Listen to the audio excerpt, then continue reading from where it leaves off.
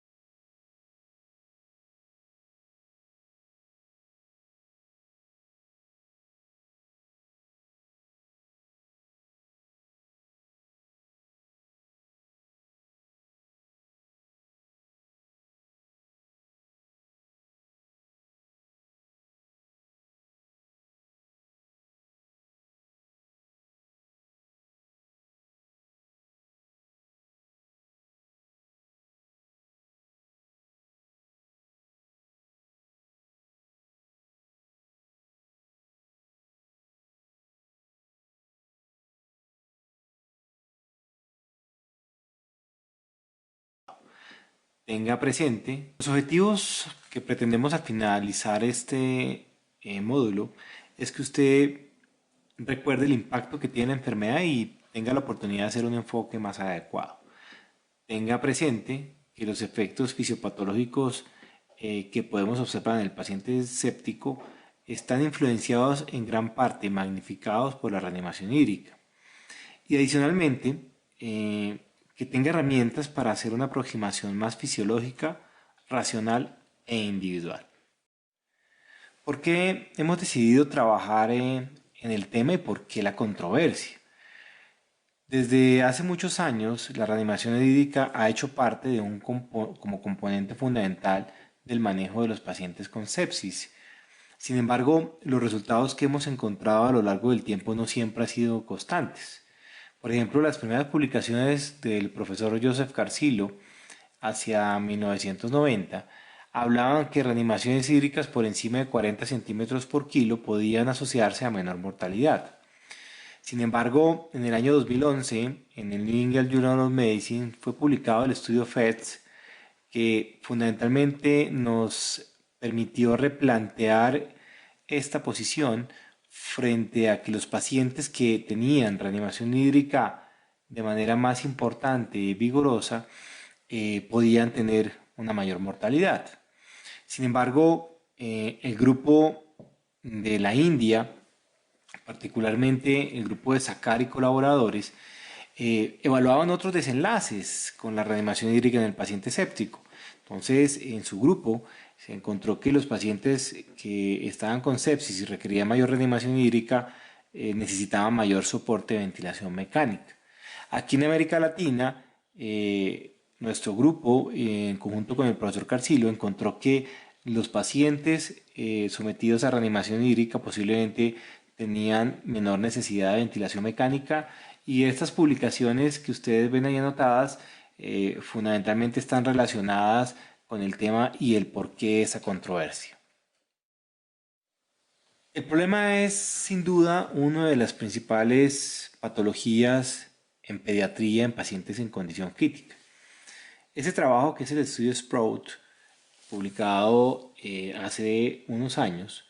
nos muestra cómo la prevalencia de la enfermedad es muy alta en cerca de 128 unidades de cuidado intensivo de 26 países.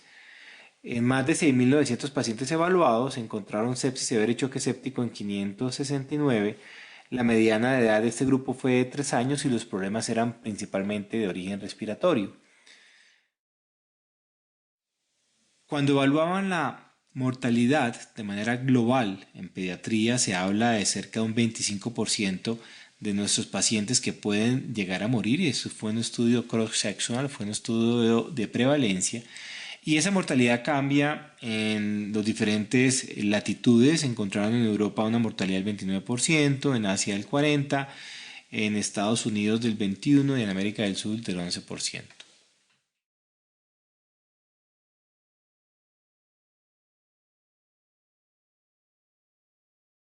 Pero, ¿qué ocurre en Colombia? Definitivamente, en un estudio multicéntrico que se realizó hace algunos años, la mortalidad sigue siendo alta y sigue siendo similar, cercana al 18%, de los cuales entre más severo se encuentre la condición, la mortalidad puede llegar a ser mayor, tan alta como el 34% en pacientes con choque séptico.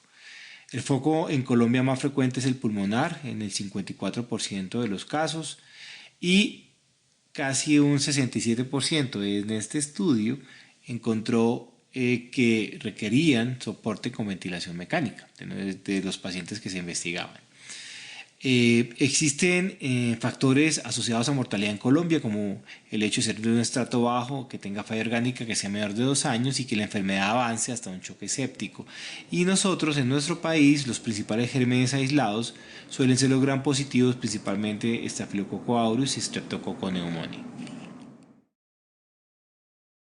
En este mismo sentido, en una publicación también reciente de nuestro grupo, encontrábamos que teníamos una mortalidad global en el choque refractario, aquel refractario de líquidos y de catecolaminas también alta, del 34%, pero si el choque era solamente o no era refractario, esa mortalidad podía ser el 13%. Lo importante acá es que encontramos que entre mayor compromiso de órganos se observara, la mortalidad podía ser mayor, y en ese orden de ideas, los pacientes que tienen compromiso en la coagulación y sepsis, su mortalidad puede llegar a ser hasta del 46% cuando el choque se encuentra en una fase refractaria. Vamos a empezar a abordar el problema desde una aproximación fisiológica. En ese orden de ideas es importante recorrer este camino desde la micro a la macro circulación, empezando por evaluar cuáles son esos grandes determinantes fisiopatológicos de respuesta a volumen y a reanimación hídrica en el paciente séptico, pasando por lo que se había mencionado en otra conferencia y en otra de las sesiones de este curso, que es hablando un poquito del glicocáliz, del endotelio, cuál es el rol de la microcirculación y finalmente de la macrocirculación. Para empezar, es muy importante tener en cuenta que en sepsis,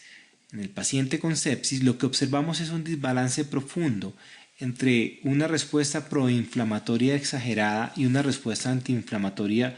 que en un momento dado puede ser también exagerada, y en gran parte y en gran medida son disparadas por los denominados patrones moleculares asociados a daño que ustedes ven en la parte superior de la derecha de la diapositiva. Cuando usted observa estos patrones moleculares asociados a daño o DAMS, ellos en conjunto con factores de la bacteria, el virus o el hongo, denominados patrones moleculares asociados a patógeno, va a interactuar con algunos receptores característicos de la inmunidad innata que se encuentran ubicados a nivel de la membrana celular, como los Toll-like receptor. Ellos también se pueden encontrar a nivel de los endosomas, como se ve en la parte izquierda de la diapositiva, o algunos receptores intracelulares, como los receptores similares al ácido retinoico, que está en amarillo, y en rosado de los Not-like receptor. Todos ellos fundamentalmente son disparadores de una gran respuesta inflamatoria sistémica a nivel corporal total, con respuestas neuroendocrinas, inmunológicas, inhibición de mucha transcripción genética proinflamatoria que hace que tengamos nosotros modulación de la respuesta inmune con una cascada enorme de respuesta y liberación de citoquinas, de muchas quimoquinas, y que en últimas lo que están buscando es controlar un proceso infeccioso que está avanzando de manera rápida y sistémica. Con ese compromiso en todos los órganos de la economía corporal, es evidente que desde el punto de vista hemodinámico vamos a tener uno de los principales y mayores manifestaciones de compromiso. Desde el punto de vista de la microcirculación, lo que habitualmente se observa son anormalidades en la distribución del flujo sanguíneo y del volumen, que van a llevar generalmente o son producidas por disminución de la capacitancia venosa,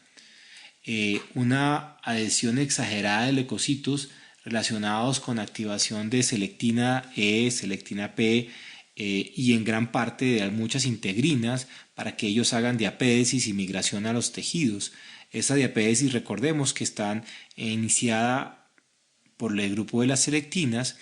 que hacen uniones inicialmente débiles, luego uniones un poquito más fuertes por el grupo de las integrinas que se encuentran pues en la superficie de muchos de estos neutrófilos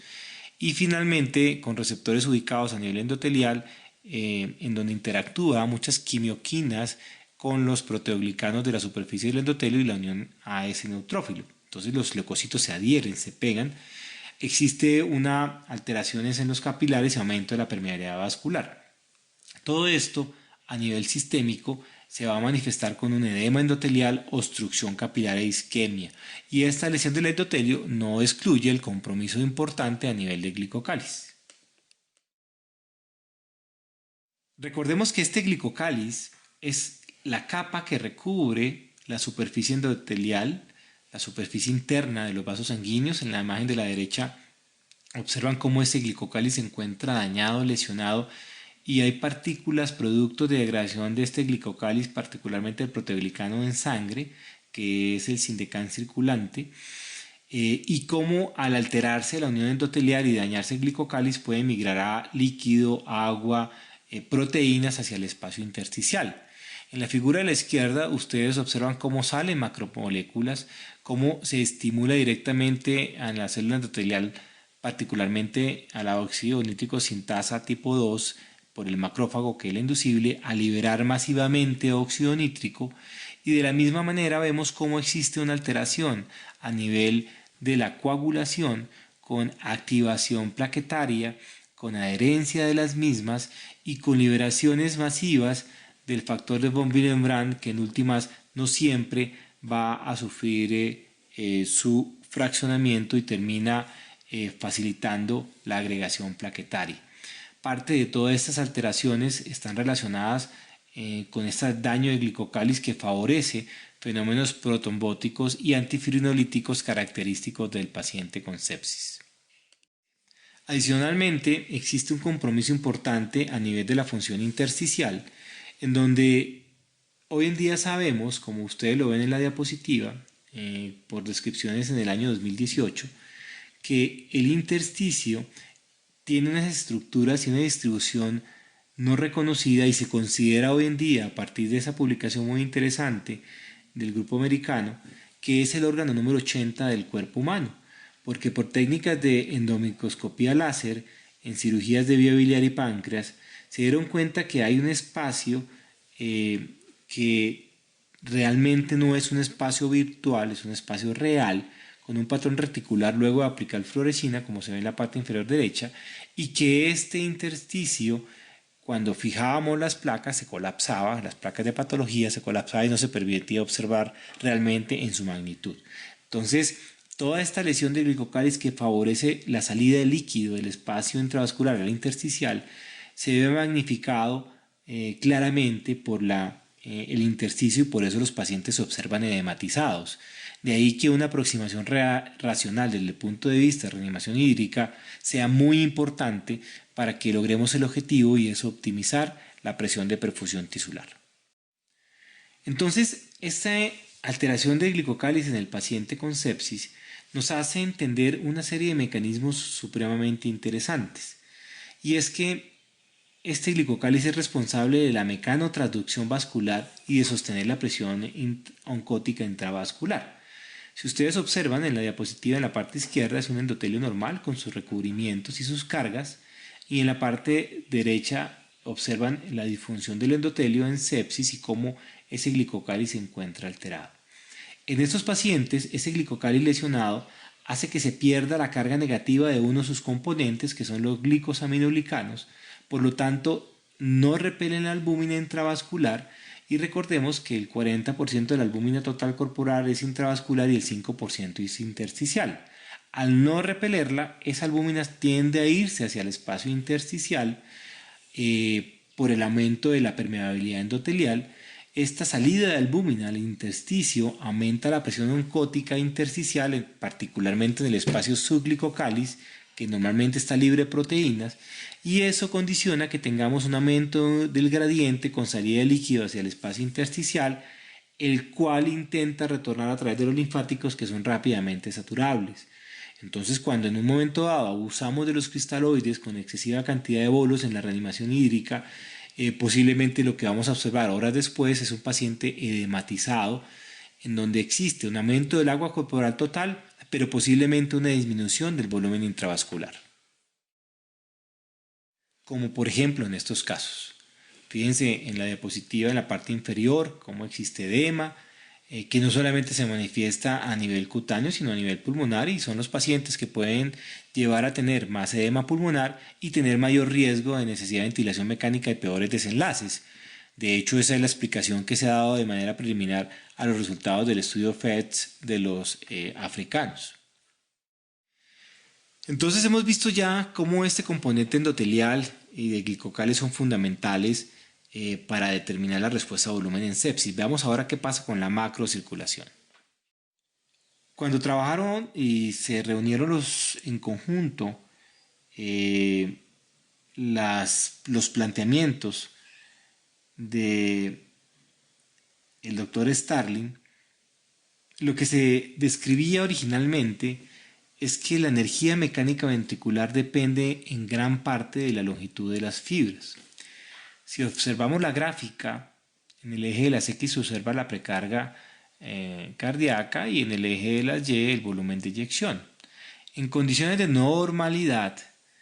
que es la parte superior, en la medida en que aumenta la precarga, aumentaría el volumen de eyección, con una zona de buena respuesta significativa y una zona de pobre respuesta. En condiciones de enfermedad como la disfunción miocárdica del paciente con sepsis, de entrada vamos a tener nosotros una menor respuesta a la precarga en términos de volumen de eyección, con una longitud inicial de la fibra y una fuerza de contracción que no necesariamente va a ser proporcional al volumen telediastólico, en vista de que no hay una buena función ventricular, y por lo tanto el excesivo aporte hídrico puede llevar a que tengamos acumulación excesiva de agua con edema pulmonar y pobre respuesta. En ese sentido, un gran determinante de la respuesta de la precarga es cómo tenemos nosotros zonas dependientes de respuesta a volumen y una resistencia que depende de la presión sistólica media y de la presión en la aurícula derecha. Tenemos zonas dentro del volumen sanguíneo estresadas y no estresadas, que no es otro concepto diferente, que son las que van a responder mejor a volumen y no volumen, porque inicialmente el volumen se acumula en esas zonas pues no estresadas de los grandes vasos, y finalmente requiero llegar al volumen estresado para mejorar la relación entre esa presión sistólica media y una distensibilidad de los grandes vasos.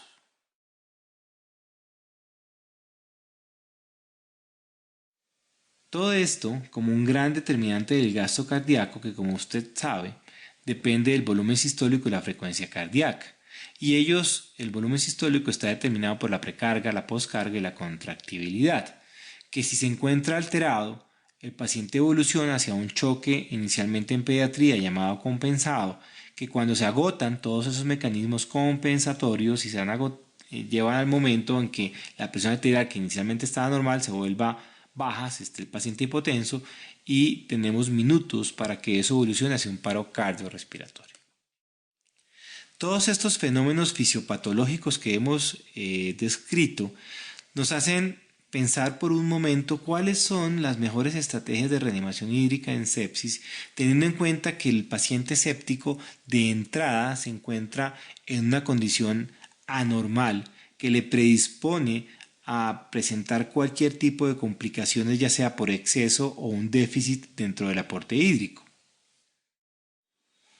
Es por eso que los investigadores han desarrollado lo que se ha denominado el bundle en sepsis o paquete de medidas en sepsis, que no es otra cosa que hacer una intervención con objetivos claros organizada y que en conjunto tiene mejores resultados que si yo hago esas intervenciones de manera individual. Es por eso que la terapia dirigida con objetivos desde las descripciones de Rivers y colaboradores en adultos ha sido de las intervenciones que en los pacientes con sepsis ha disminuido mortalidad. Adicionalmente, las guías desde hace muchos años en pediatría, escritas por el Dr. Carcillo y Braley, sugieren que en la primera hora nuestra meta en el paciente con sepsis es que normalicemos frecuencia cardíaca, presión arterial y llenado capilar. Y a las 6 horas buscar normalizar el índice cardíaco para que esté entre 3.3 y 6 litros por minuto y una saturación venosa central de oxígeno alrededor del 70%. Aquí está implícito que usted debe tener un acceso venoso central en la unión cabo-atrial que le permita ver la saturación venosa central, pero adicionalmente una forma de monitorizar el gasto cardíaco.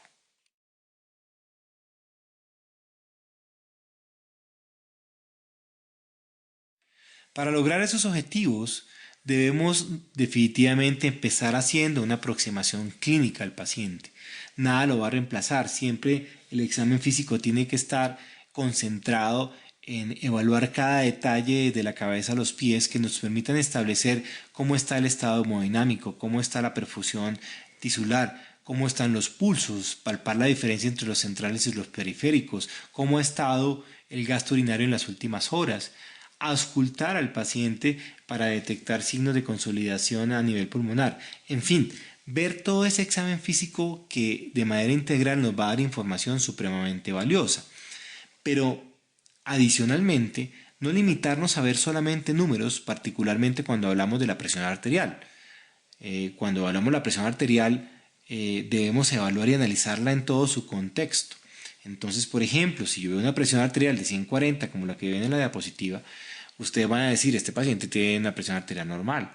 Pero cuando ustedes ven la presión de pulso, que es la diferencia entre la presión sistólica y diastólica, normalmente debería ser más o menos el 30% del valor de la presión sistólica. Pero si yo tengo 140, no tengo 170, que sería lo esperable, significa que la diastólica está baja, significa que la presión de pulso es amplia, significa que la resistencia vascular sistémica está caída. Por el contrario, cuando usted tiene una presión de pulso estrecha, como la que observa usted en la diapositiva, una presión arterial de 180, una presión de pulso estrecha, habla que tiene resistencias vasculares sistémicas elevadas y que la condición hemodinámica no es normal. Entonces, si usted se da cuenta, la presión arterial en términos numéricos podría parecer aparentemente normal, pero realmente hay una condición hemodinámica de inestabilidad. Es por eso que debemos apoyarnos en algunas herramientas diagnósticas que nos complementen la información clínica que hemos obtenido. Entonces usted puede hacer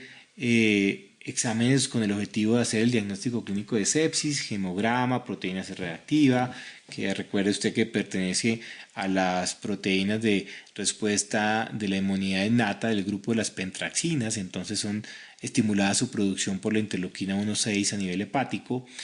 por la procalcitonina, en fin, ayudas diagnósticas que le permiten establecer y diferenciar la etiología de la sepsis. Pero también hay exámenes que usted puede realizar para determinar el foco, entonces examen de orina, pruebas o placa de tórax, cultivos para determinar el agente etiológico y muy importante, los exámenes que le permiten establecer gravedad y pronóstico como gases para establecer el equilibrio ácido-base, evaluar el lactato, coagulación, entre otros.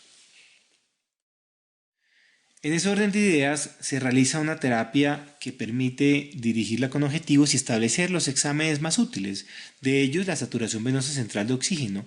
que es la saturación tomada a través de unos gases venosos de un catéter central ubicado en la unión cabo-atrial, a usted le da una información muy valiosa. El valor normal debe ser del 70 al 80% de esa saturación. Si está por debajo de 70, es un indicador indirecto de que está frente a un síndrome de bajo gasto cardíaco y habitualmente debe usted realizar una intervención y buscar estabilizar ese gasto cardíaco. Si está por encima de 80, posiblemente tenga disfunción mitocondrial, alto gasto o sobreresucitación. El valor del lactato es supremamente importante y en pediatría, a diferencia de los adultos, consideramos un valor normal de 1 a 4 milimoles por litro. Es un indicador del balance entre la entrega y el consumo de oxígeno, pero lamentablemente es un indicador tardío y en muchas oportunidades no es útil un valor aislado, sino verlo en el tiempo, y es lo que se ha denominado la cinética de depuración del lactato. Cuando esa cinética está por debajo del 10%, posiblemente vamos a tener más mortalidad. Y en muchas oportunidades no sabemos si puedo analizar de la misma manera un lactato obtenido a través de gases venosos o un lactato obtenido a través de gases arteriales. Por eso nuestro equipo había realizado un estudio hace unos años, que es la correlación entre el lactato arterial y el lactato venoso en niños con sepsis, y realmente lo que encontramos es que son válidos extrapolables. El lactato arterial al venoso tiene una correlación bastante alta entre una prueba y la otra.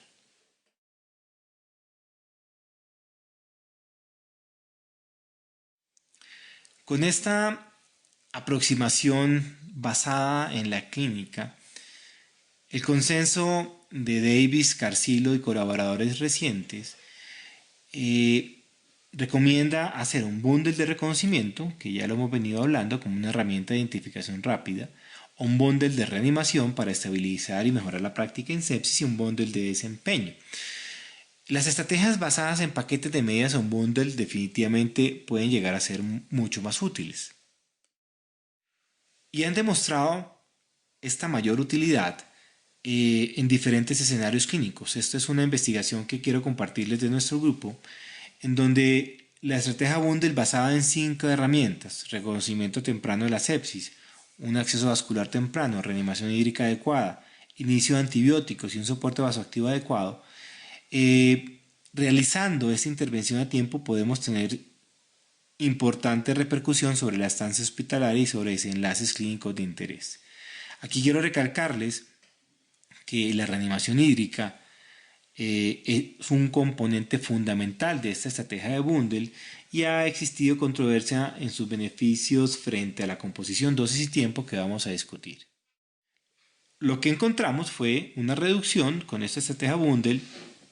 en este grupo en ese estudio prospectivo, una reducción en la estancia hospitalaria en 3.63 días, con menor necesidad de ventilación mecánica, y una reducción en el tiempo de formulación de antibióticos.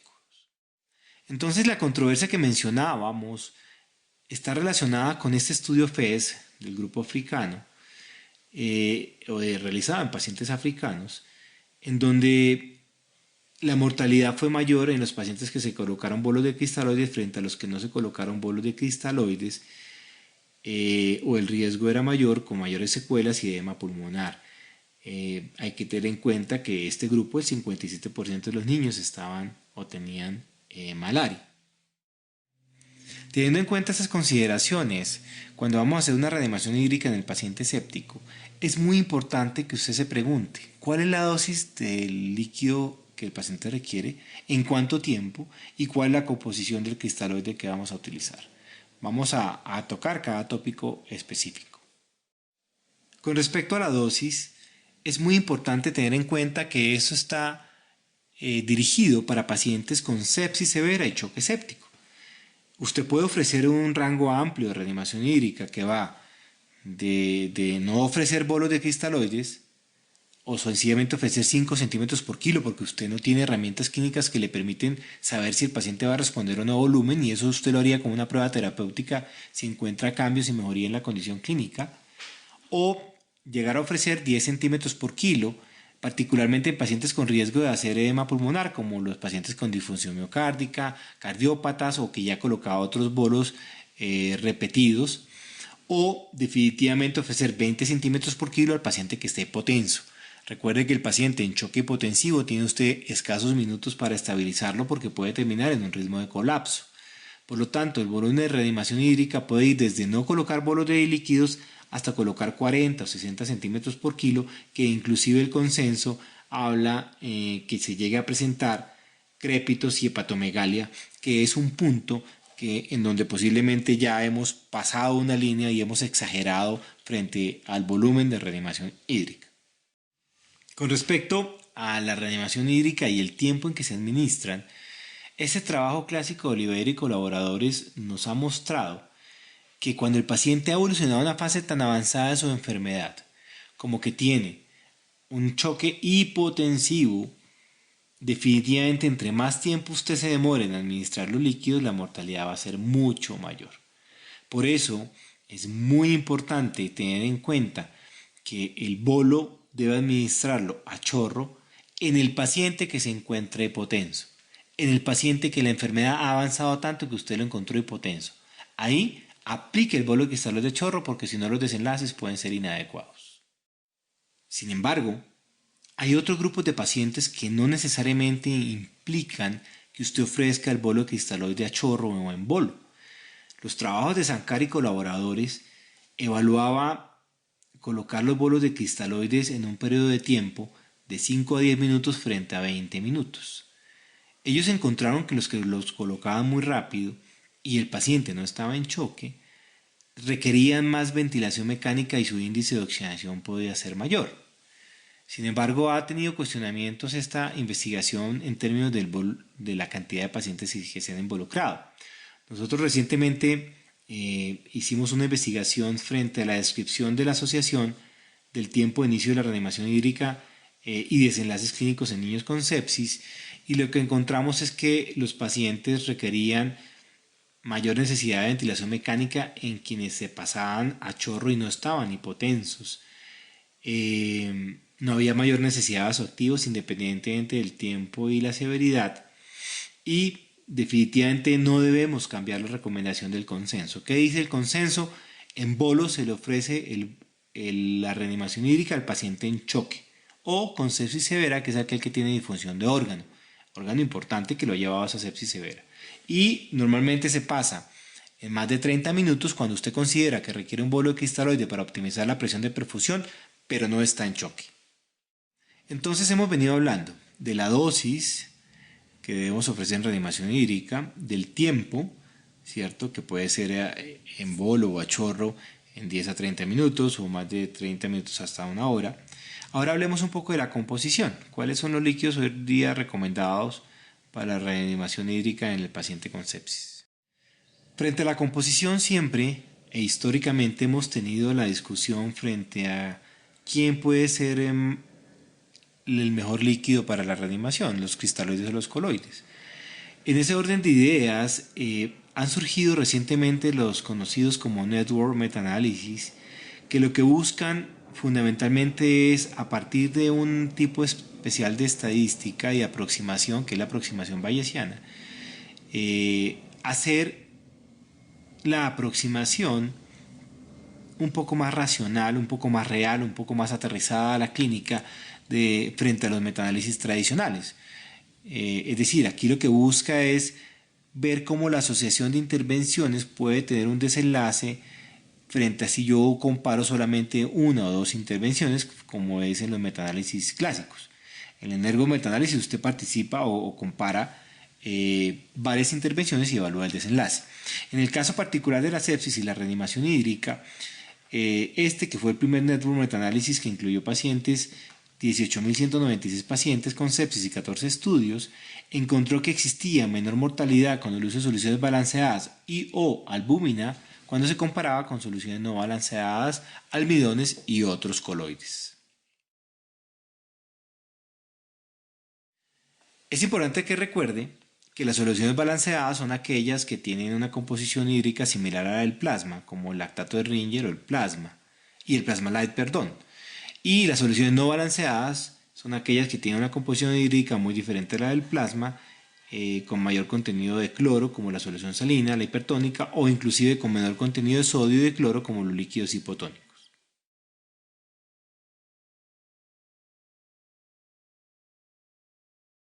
Dentro de este grupo de soluciones balanceadas, la del lactato de Ringer es una de las más conocidas y el Plasmalay es una solución cristaloide de reciente introducción en el mercado. Él tiene 140 de sodio, tiene 98 de cloro, como lo mencionamos en otra conferencia, y su gran característica es que tiene un pH básico y nos permite sostener en la medida de lo posible el equilibrio ácido-base sin mayores alteraciones y con poca inducción de acidosis metabólica hiperclorémica.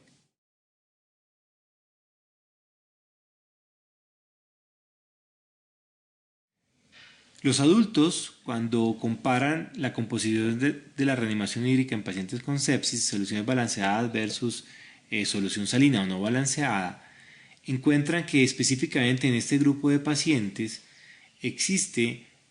una menor mortalidad, menor frecuencia de falla renal y menor necesidad de terapia de reemplazo renal cuando se utilizan las soluciones balanceadas frente y comparadas a las soluciones que son no balanceadas, que particularmente fue la solución salina. En este mismo sentido, los estudios en niños han demostrado que las soluciones balanceadas pueden tener mejores desenlaces. Este es el trabajo de Enrath y colaboradores,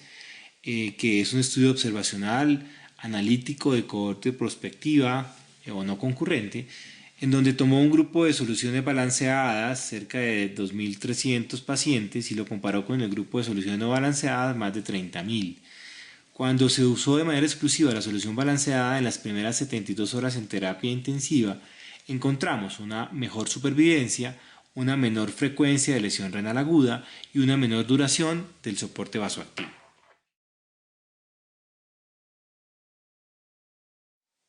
Teniendo en cuenta estos aspectos que hemos mencionado frente a la composición, existe evidencia clínica que las soluciones balanceadas pues, son mejores en la reanimación hídrica del paciente con sepsis. Y lo podemos resumir en esta diapositiva los tres aspectos que hemos considerado para hacer una reanimación racional e individual. Y la mnemotecnia que les sugiero es utilizar una mnemotecnia que con nuestros residentes ha sido muy útil, y es la mnemotecnia DOTICO. La dosis, el tiempo y la composición de los líquidos dependen de su paciente. La dosis desde ninguno a 10 a 20 centímetros por kilo el bolo, entre 5 30 minutos inclusive 60 minutos, y la composición, preferir soluciones balanceadas y coloides como albúmina al 5% en la reanimación hídrica del paciente con sepsis. Finalmente, a manera de conclusión, tengamos en cuenta que la sepsis sigue siendo una enfermedad muy grave que genera gran mortalidad,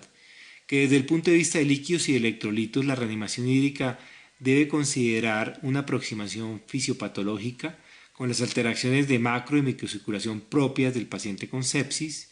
que siempre debemos tener metas y objetivos claros al momento de hacer reanimación hídrica, y que la reanimación hídrica en términos de dosis, tiempo y composición dependen de su paciente, la mnemotecnia DOTICO, y no del consenso.